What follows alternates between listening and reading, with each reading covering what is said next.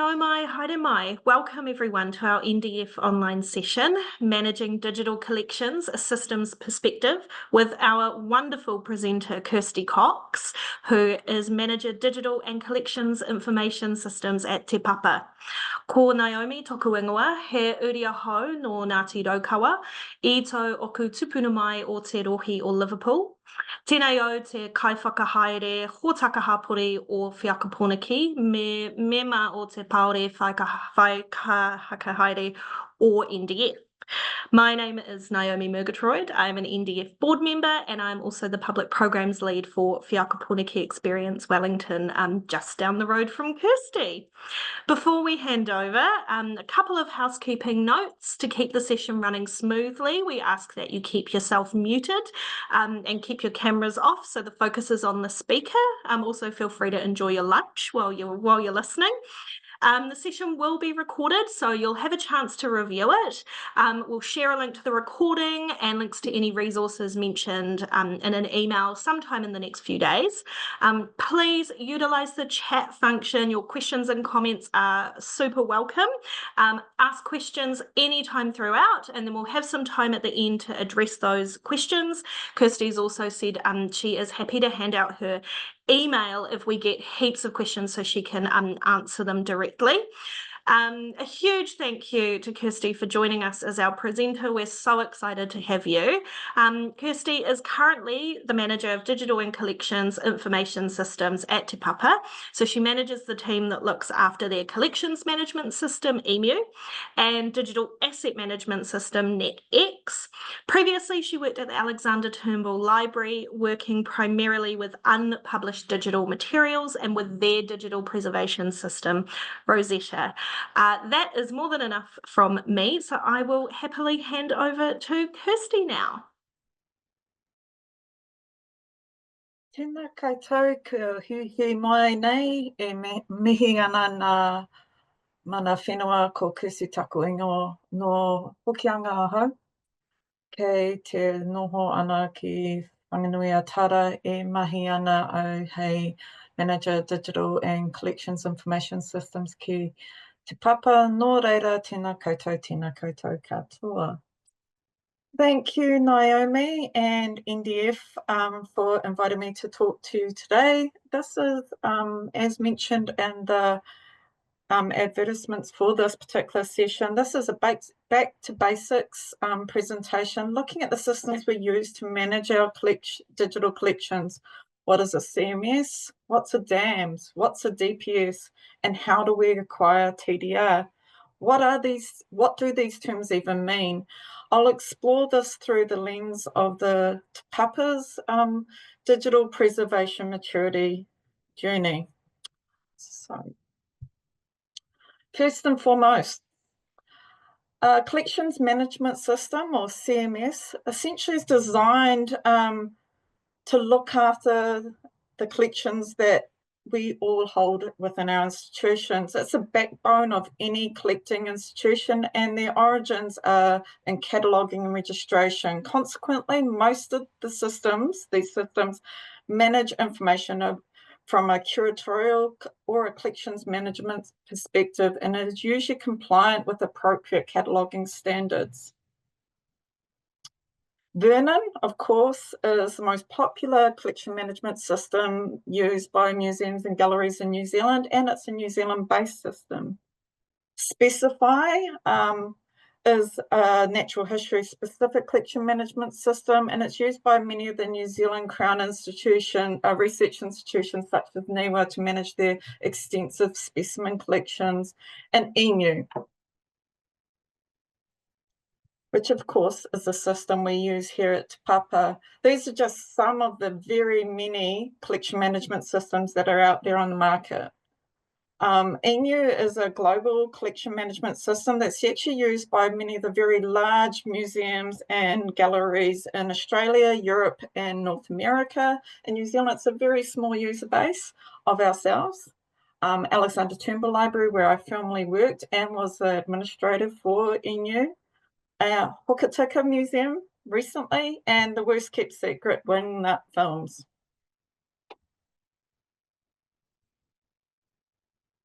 Oh, sorry. I should emphasize too, of course, that these systems were primarily and traditionally developed to manage our physical collections. So in many cases, we've needed to acquire over the years a digital asset management system, or DAMS. These systems were developed in the 1990s, primarily in the creative industry, such as media, publishing, and print companies. And almost every sector almost every large organization, should I say, sorry, will have a DAMS solution as part of their IT infrastructure. GLAMs have been creating, and we have been creating for a number of years, a large amount of digital assets in association with our exhibitions, our field trips, expeditions, marketing, and functions. We also create a large amount of digital surrogates and acquire digital assets as part of our collections. And then again, just demonstrate, these are just several of the many, many digital asset management systems that are out on the market. The one that we use is NetX.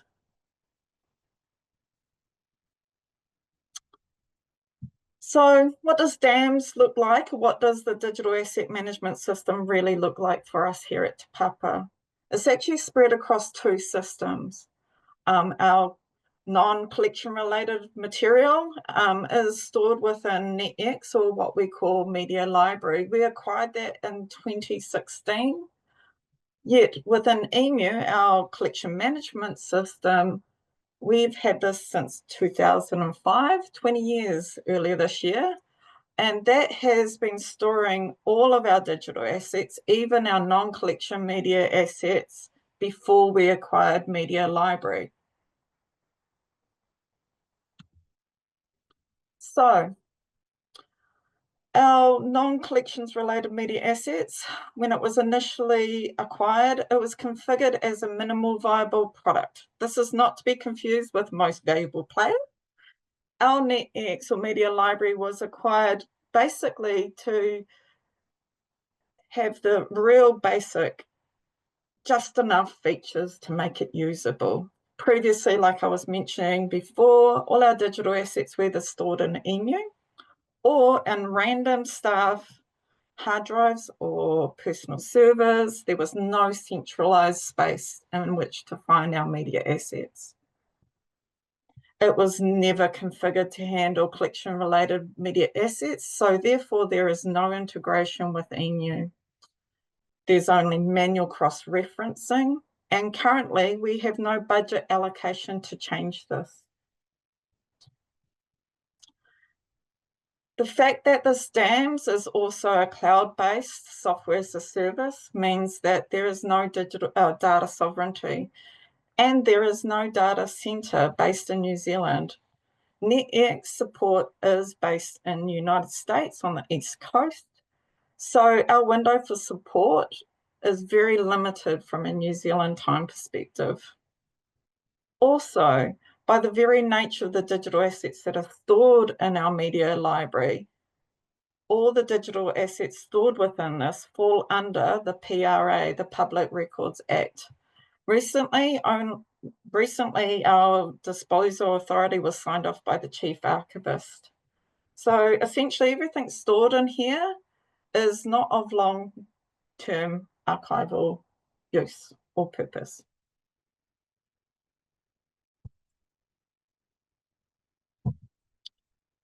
On the other hand, our collections-related DAMS, also known as our collection management system, or EMU, has been highly configured to handle our digital assets. This configuration was developed back when we first acquired EMU in 2005.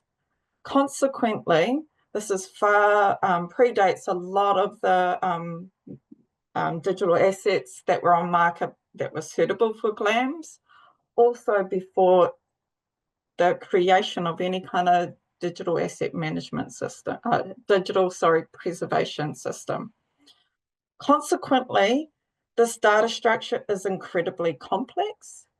It's also highly convoluted process for staff. So essentially it has meant a high error within our data, and has made it's made it really difficult from a human error point of view. Is very, very high. And let's see, I've just gone to the next slide by accident. Consequently, essentially at the end of the day, this system is no longer fit for purpose.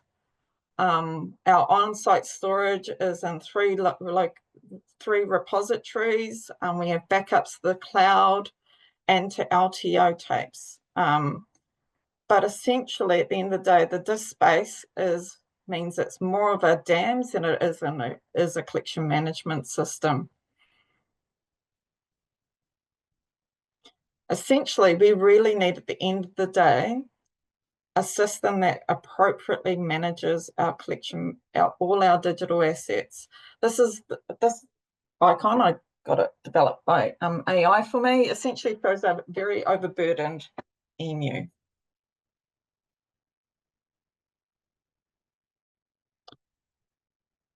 This graph, and this is thanks to my colleague and my team who pulled the data out of EMU to demonstrate this, essentially shows the growth of digital assets that are being managed and inserted into EMU.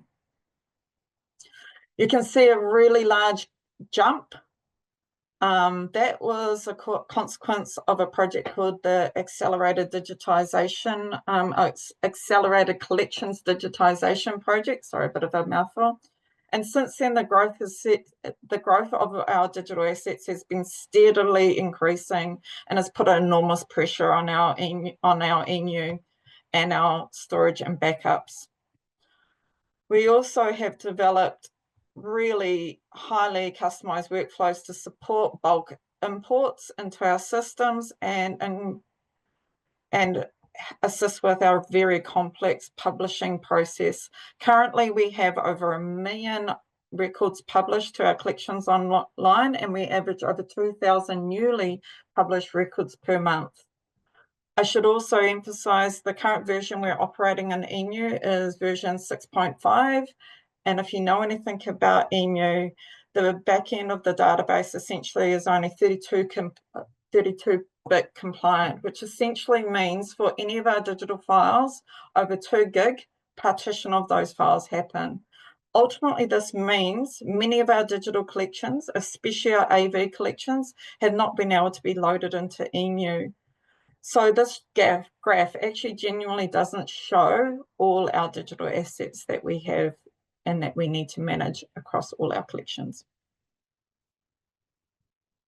We're currently in the process of upgrading our version of EMU to the latest version, which is 64-bit compliant. However, we really do need a system that manages this more effectively and supports our aspirations for digital sovereignty. We really need these systems to be integrated as well in order to streamline our work processes and take away a lot of the manual processes we have to deal with, especially with the amount of records we have to publish per month. So essentially, a digital preservation system, or DPS, is designed to ensure and look after our digital assets in the long term, regardless of their file format.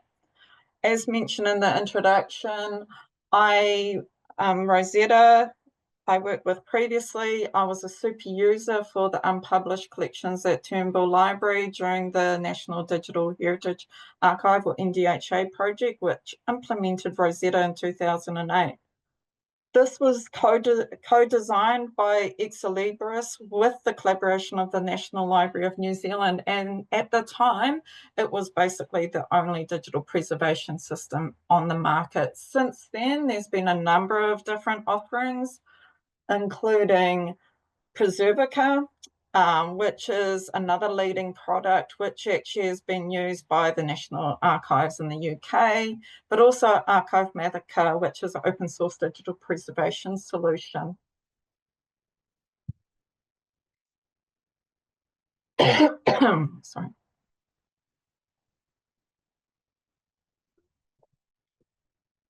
First published in 1997, believe it or not, this iOS standard since 2005 has been the bedrock for long-term preservation of digital materials and objects, and is a fundamental document that has guided digital preservation since. So if you don't know about it already, the OIS model is basically the underlying system that informs all our digital preservation systems. It provides a lot of the common language and terms, around when we're talking about digital preservation. And particularly, you might see that it's SIP. SIP stands for Submission Information Package, or Archival Information Package, and the Delivery Information Package at the end there to the consumer.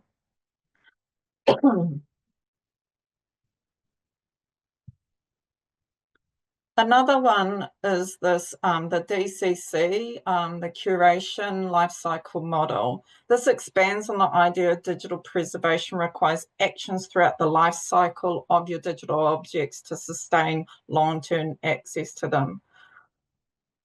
Just want to highlight that in the center, in the core there, the core of the cycle of this life cycle model is the data, or the digital objects and databases. This is quite outdated, I would acknowledge, but it does miss some of the additional preservation actions in this. If you look closely enough, the only preservation action that they have within this model is migration, and I'll talk a bit more about that later on. So what is the best combo? Simon Says game of systems. Ideally, we would have all three. And in fact, many of the well-endowed GLAMs internationally do have an infrastructure which encompasses all three, that is all integrated. Reality is many GLAMs, especially with the current economic climate, can only maintain at minimum one or maybe more. That is why, or just like DAMS, like we have, that is why many of the collection management systems, oh gosh, I've done it again, collection management systems have DAMS functionality built into it, like ours, like our EMU. Why many of the DAMs that you might see being offered at the moment currently talk about having digital preservation functionality. I question some of that when you try to get to the nitty-gritty of it, but they do promise it. And additionally, some of the DPS systems also have tried to build in some of the DAMs functionality and making it more usable and more accessible in order to download or share your digital assets that are stored within your DPS. Not all systems support easy integrations between each other. For instance, there's no integration between our EMU and NetX. There's only cross-referencing, and we've done some small coding within EMU which can give users the illusion of an integrated system. NetX did announce in May 2024 that support for integration with EMU and other collection management systems was on the horizon, but we haven't seen any fruits of that yet. Technology constantly changes, and your current CMS, DAMS, or DPS may no longer be fit for purpose for your organization. So you need to be constantly looking on the horizon for what is your next best solution.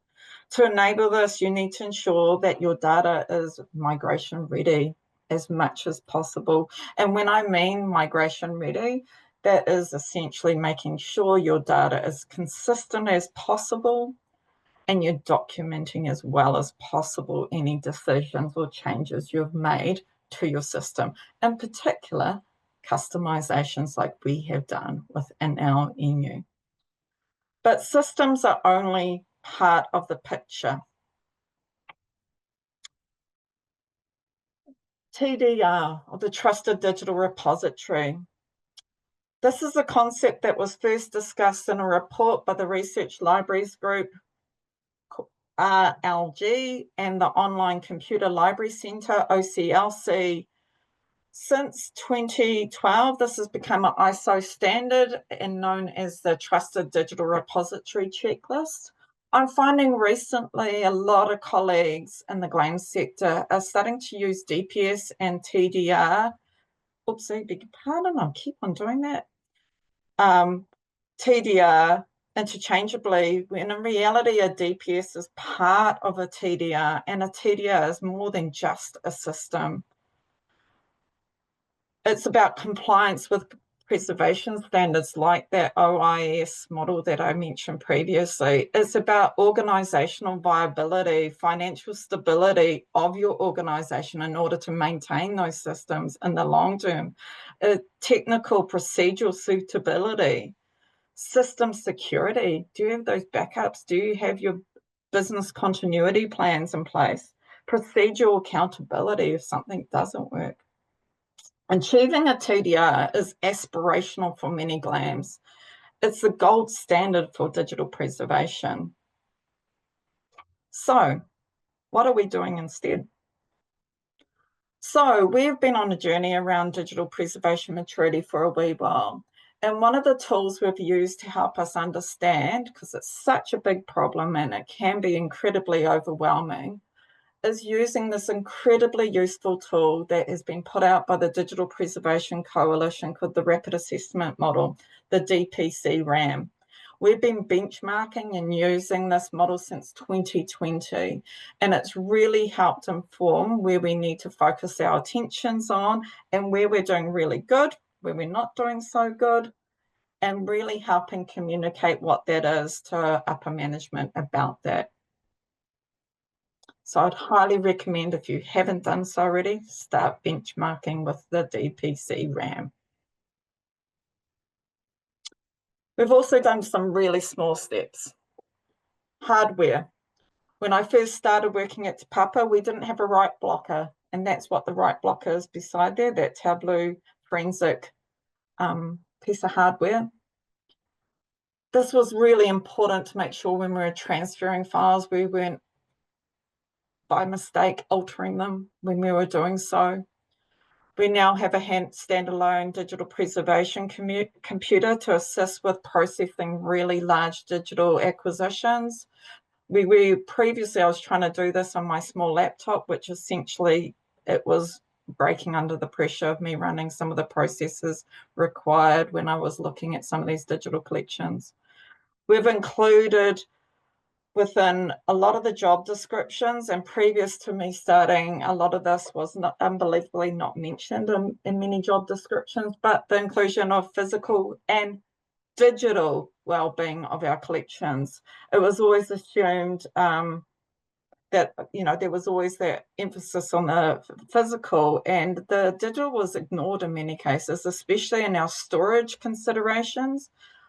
Just because it's digital storage doesn't mean it's infinite and not expensive, or equally as expensive as the infrastructure and sometimes around our storage, physical storage needs. Also, technical appraisal workflows are now embedded in all our acquisitions, conservation and loans for anything in relation to digital assets within our collections. We've also improved scripts such as our bulk image import and use now are recording checksums of all our digital assets as they're saved into ENU. When the first month of me working at Te Papa, I discovered over 250,000 of our digital assets had nulled checksum data. And just to emphasize, checksum, recording the checksums of your digital assets is incredibly important for the integrity and knowing nothing's been altered or lost with that digital file. Without them, we can't guarantee that the files are genuine or error-free, and they're essential for us when we're trying to look at any future migrations of our digital assets into other systems. One of the biggest workflow improvements we've done is around our time-based media artworks, or TBMA. This was a focused project in which we looked at clearly ascertaining what the process was, who was responsible for that process, and what systems they were interacting with that process.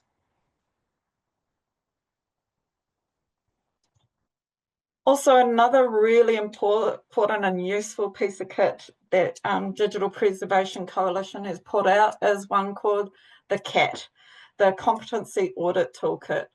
This looks at your individual current skill levels, gaps within your job descriptions, and the divide between that and the actual tasks that they need to do on a daily basis, as well as the skills level required to maintain a level of digital preservation capabilities that you want to have in your organisation. So a real life example of that is within my team. So this is my team as it stands at the moment. And one key integration addition to my team in the last 2 years has been the Digital Asset Systems Manager. Previously, this role was outside of this team, and previously was only focused exclusively on the media library or the NetX. And as you probably can gather from those previous slides where I mentioned that ENU was used previously for a deposit of most of those, this was quite unequitable in that most of the digital assets were actually stored in ENU. And most of the digital assets that we really need to look at how we manage them and look after them was actually sitting outside of our system. So it was incredibly important to have a consolidated role that looked at this like Te Papa wide. We use also a large variety of tools outside of ENU and NetX to analyse and understand our collections. We are also early adopters within Te Papa of using AI to assist with our mahi wherever appropriate. And if you listen to Courtney and Adrian's presentation more recently with the NDF sessions, they would have possibly touched on this a fair bit. So, also, another really important resource is your local digital preservation community. In particular, in Wellington, there's an incredibly strong community going right back to the old NDHA project team days. But essentially, this community has had incredibly massive contributions to international digital preservation standards over the years. And I'll just mention like METS and Premise. We've been incredibly active. We're a very open and transparent community and sharing our frustrations, our joys. And particularly every year we have tried to share the results of our DPC RAM assessments. So that's Wellington community there. Unfortunately, I wasn't present that day, but my colleague, Kat Whitney, who is our Digital Asset Systems Manager, is present, and she's the one in the white coat. Also, there's an incredibly strong and growing Australasian digital preservation community, in particular with it's a listserv or comes through as a Google group, is the Australasian Preserves. And a lot of people can ask questions or advertise or talk about what they're working on or any kind of new documentation or policy that they're working on, or training opportunities. Another one is the DAMS and GLAMS. This is very informal. This is essentially a lot of the larger museums and galleries in Australasia, Te Papa included, but it's mainly looked after by the Museums Victoria. We meet up very occasionally and we'll share again our joys, some of our failures, but yeah. And another one is we have recently become an observer participant in the Emulation as a Service infrastructure project. We're in phase 2 of this project. And then currently, like a lot of GLAM institutions, we only use migration as a preservation strategy. So this is incredibly important, especially in relation to our time-based media artwork collection, which has a lot of some of them gaming elements software and is in obsolete formats. Being an observer for this project has provided us a unique opportunity to learn from other GLAM institutions like ACME and Gallery New South Wales on how they are investigating and using emulation as a type of digital preservation strategy. And that's what I was talking about before within that life cycle. Strategies on that life cycle only mention migration. So we're looking at other strategies going forward. And another big one, there's a huge global digital preservation community. And in fact, it's coming to Wellington this year. It's very exciting. It's the first time that it's ever come to New Zealand. I believe it's the second time ever to the Southern Hemisphere. So I would highly encourage, if you haven't done so already, to look at the program, get engaged with it, because it'll be amazing to learn, even by osmosis, even if it's well above your head. Some of the sessions are very informal. I'm on a couple of the subcommittees for it, and I highly encourage you to engage in it or have a look at the options. There's workshops, there's all sorts of things on there. But also have a look at the amazing resources like the DPC. I'm a bit of a fangirl of them, but they have amazing resources on their website, like the two ones I mentioned, the RAM and the CAT. But it really helps inform your policies and understanding what you want if you are going out on market to look at a digital preservation system, how to help you navigate that space. But yeah, that's it from me, and I'll hand it back over to Naomi.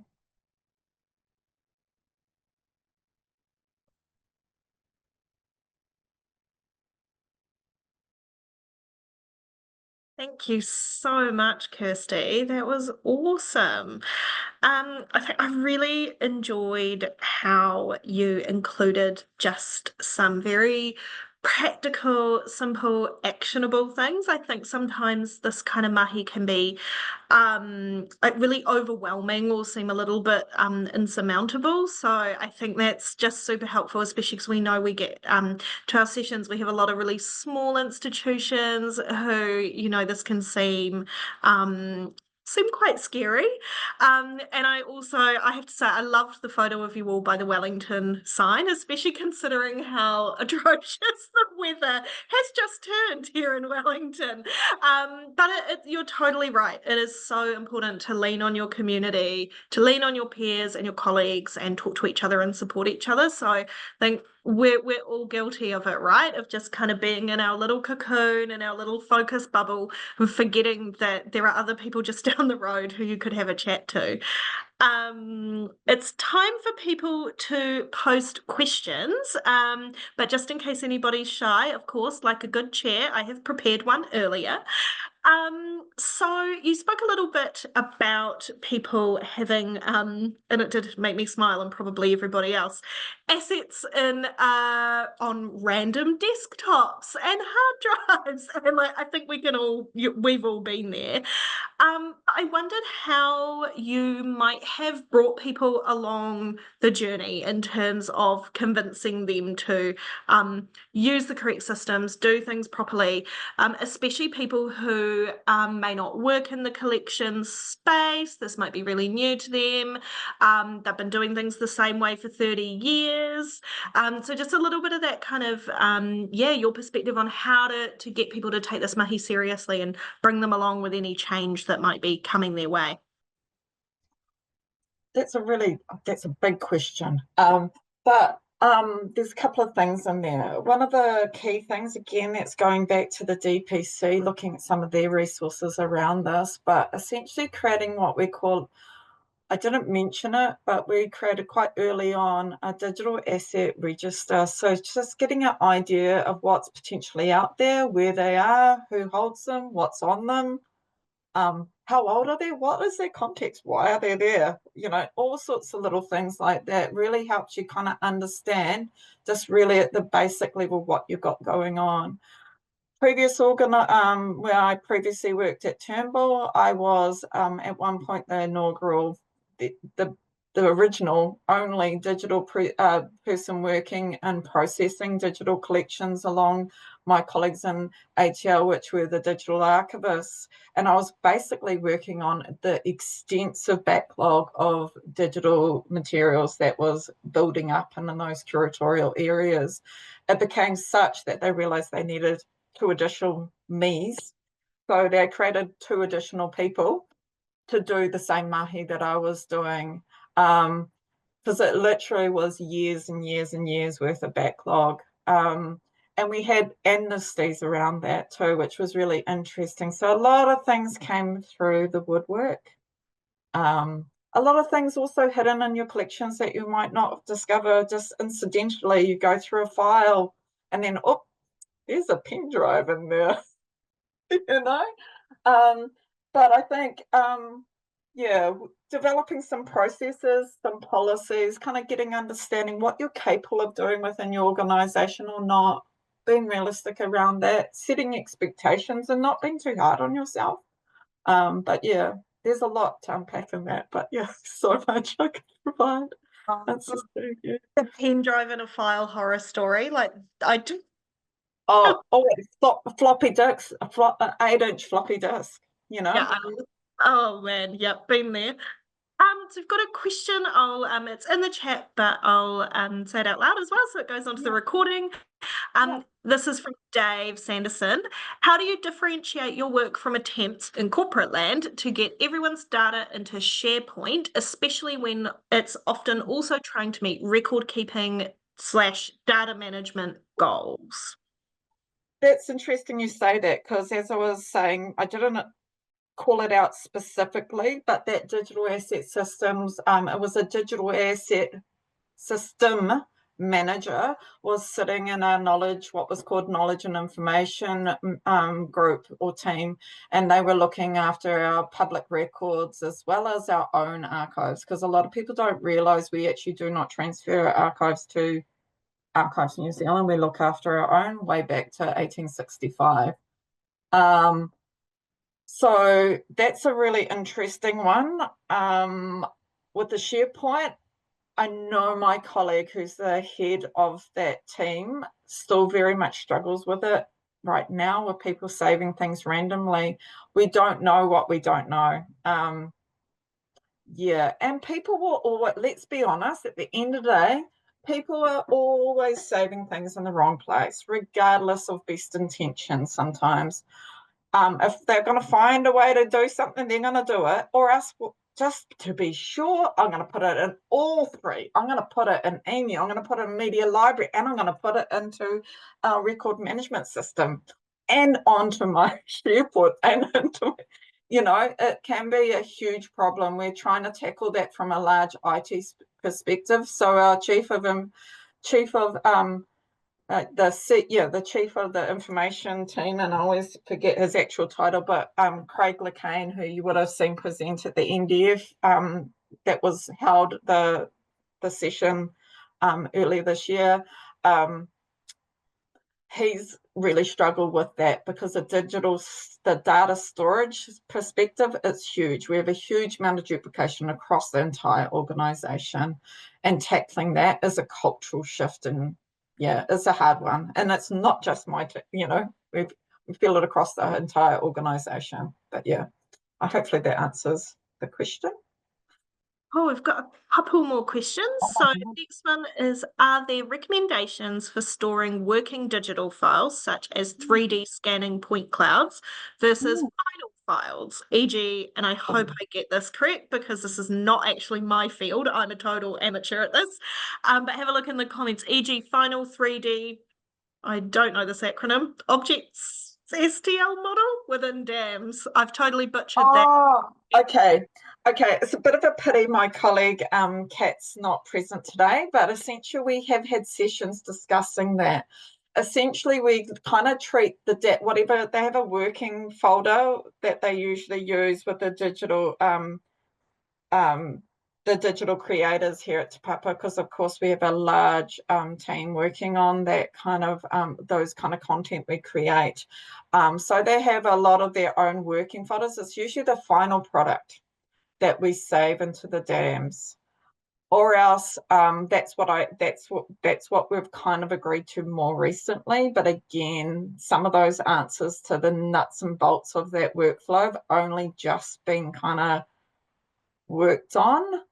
And it's a little bit, I've only touched on it in respect to the fact that I manage the Kat who looks after that system, and looking at what her capabilities and understanding what we have from a long time storage point of view with our NetX. But essentially they're looking at, you know, that is the final baked product goes into NetX Media Library.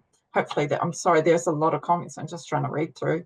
It's all good. I'm reading them out. So we've got a little bit more time. So we've got 2 more questions that have come in.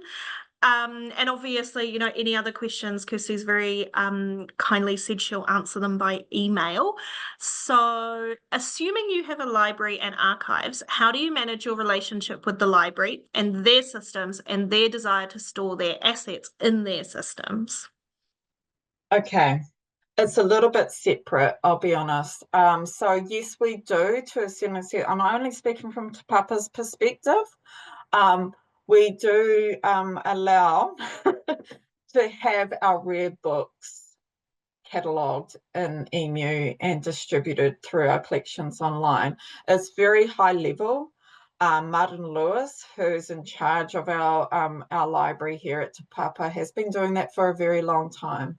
And we do distribute the digital assets that we create as part of, like, you know, creating those digital surrogates, the high resolution scans of the plates within our really incredibly rare scientific rare books. But it's just focused on the rare books. And again, we don't have integrations with any other thing. It's just EMU by itself. So we do not integrate with our library management system per se, where they manage those, manage the entire library. Yeah, so it's only select few, which is what is in EMU, and that is bare bones. And we do cross-reference to them, kind of similar to what I was saying. It's cross-referencing with a little bit of code, which kind of gives the impression that we do link to these other systems, but it's not really. We do have a bit of that for Media Library, and we do have it for what we, our record management system, which is called Pou Mataho, and it gives the illusion for a lot of our users that they are integrated, but they're not. It's all smoke and mirrors a bit. I also have to say, I did see at the top a person making a call out, like with the fact that the person who was the eye in the Wellington was what I consider original OG, the GOAT of all time, is Mick Crouch, who's from who's at Archives New Zealand, who was original what we community of the Wellington. And I don't know if Mick's here today, but he was original thought behind the Wellington community, especially the Digital Preservation Implementers Guild, DPIG for short, is what it used to be called here in Wellington. But yeah. I love DPIG. That's definitely got to go on top of the acronym list. It's been very acronym heavy, so sorry anyone who hasn't followed. One last question before we close. What digital preservation system do you use, and why did you choose it over other options? Okay. As I mentioned, we don't have a digital preservation system here at Te Papa. To acquire one does cost a bit of money, and I think we are really hopeful to acquire one in the near future. But the only digital preservation system that I'm personally familiar with is Rosetta, like I mentioned. But I was part of the NDHA project in which we basically co-designed that with Ex Libris to develop Rosetta. I knew Rosetta before it was Rosetta, when it was beta. Yeah, personally, I'm going to just put it out there. Personally, Rosetta, I don't really feel is really appropriate for a museum or gallery. It's more appropriate for libraries. My gut feeling is more towards Preservica or Archivematica, which I know is heavily used by other similar organizations overseas to us. But yeah. Awesome. Thank you so much. Look, we're right on 1 o'clock, so that's us. Just a little bit of closing housekeeping for everybody. So just reminding you all that we will be emailing the recording out to everyone. And Kirsty has said she will answer follow-up questions. So I'm sure we'll be able to get her email address out there as well. If anything, pops up at 2 a.m. in the morning that you just have to ask. We'd also, NDF would love it if you make sure you sign up to our newsletter so you can hear about our next online sessions and other announcements. Our next session is going to be about oral history collections with Sue Berman and Renee Orr from Auckland Council Libraries. So really looking forward to that one. If you're really, really, really keen on getting involved with NDF, our board elections are actually coming up in November. So nominations are open now. If you're curious about NDF, you want to know more, before you put your hand up, maybe all of us, we love NDF. We love talking about NDF. So please reach out. You can email via the website and ask to talk to one of us, or you'll see all of us on LinkedIn. So honestly, hit up our DMs. We're more than happy to talk about it. We love this community. We love what we do. And anybody who's thinking about putting their hand up, we'd love to have a chat to you. And just finally, a huge, huge thank you to everybody for joining us today. I love the comment. I love these brutally honest discussions about our own sector. Thank you for your candor, Kirsty. We love it too. And yeah, once again, thank you so much, Kirsty. It's been a pleasure listening, learning, and we're just so thankful for your time and your generosity. That's it from us. Ka kite, korua.